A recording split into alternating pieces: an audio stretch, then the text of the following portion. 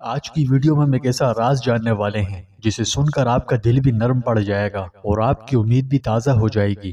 آج ہم یہ سمجھیں گے کہ اگر آپ کی توبہ سچی ہو، مخلصانہ ہو، تو اللہ تعالیٰ کس طرح خفیہ طور پر آپ کی توبہ کا جواب دیتا ہے، یعنی ایسی کون سی نشانی ہوتی ہیں جو توبہ کی قبولیت کی طرف اشارہ کرتی ہیں۔ تو آج ہم اسی بارے میں جانیں گے۔ یہ وہ نشانیاں ہیں جو اگر آپ کو مل جائیں تو سمجھ جائیں کہ رب راضی ہے۔ سب سے پہلی بات کہ توبہ استغفار بہت مبارک عمل ہے، یہ اللہ کو بہت محبوب ہے۔ اب یہی وجہ ہے کہ ایک انسان چاہے کتنا ہی بڑا مجرم ہو مگر سچے دل سے ندامت محسوس کرتے ہوئے اپنے گناہ پر معافی مانگے، توبہ کرے، استغفار کرے تو اللہ غفور الرحیم اسے معاف فرما دیتا ہے۔ اب آپ اندازہ لگائیں کہ اس انسان کی بدنصیبی میں کیا شبہ رہ جاتا ہے جو توبہ و استغفار تو کرنے کی سعی کرے لیکن اس کی توبہ ہرگز قبول نہ کی جائے اور اسے بارگاہ رحمت و رافت سے راندہ درگاہ کر دیا جائے۔ ادائیگی حقوق الہی و حقوق العباد سے جان بوجھ کر گریز کرنا اور اللہ جل شانہ کی نافرمانی پر ڈٹے رہنا، اخروی جزا و سزا کے تصور کا مذاق اڑانا، گناہوں کو حقیر اور معمولی سمجھ کر کفر پر جمے رہنا ایسے خطرناک کام ہے جو قبولیت توبہ کی راہ میں مزاحم ہوتے ہیں۔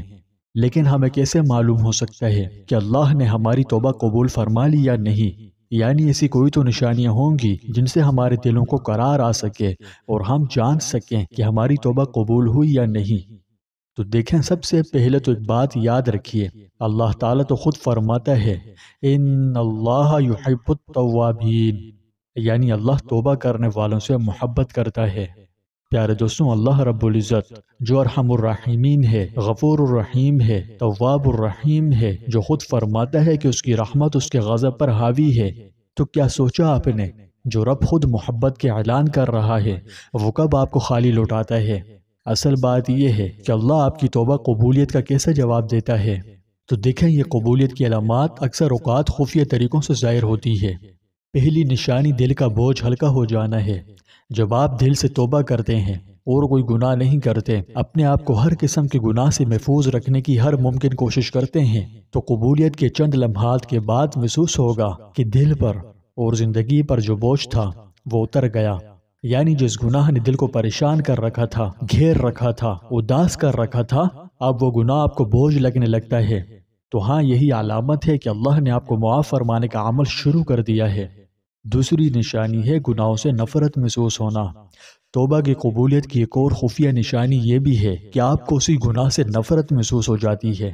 پہلے جس کام میں کبھی مزہ آتا تھا، اب وہی کام، وہی گناہ آپ کو زہر لگنے لگتا ہے۔ یہ اس بات کی تگڑی علامت ہے کہ اللہ نے آپ کی نیت دیکھ لی ہے اور دل کو پاک کرنے لگا ہے، اور ہاں، توبہ قبول فرما لی ہے۔ تیسری نشانی نیکیوں کی طرف دل مائل ہونا ہے۔ جی ہاں، بالکل، اللہ پاک آپ کو نیکیوں کی طرف کھینچنے لگتا ہے۔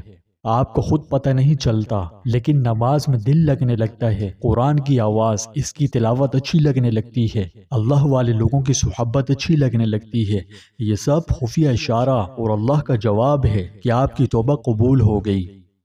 چوتھی نشانی مشکلوں سے چھٹکارا اور دل کو سکون مل جانا ہے۔ اللہ تعالیٰ آپ کی مشکلات دور کرتا ہے، مسائل کو آسان کرنے لگتا ہے، اور بالفرض اگر مسئلے مسائل باقی بھی رہیں تو دل کو اتنا طاقتور بنا دیتا ہے کہ پریشانی میں بھی دل مطمئن رہتا ہے۔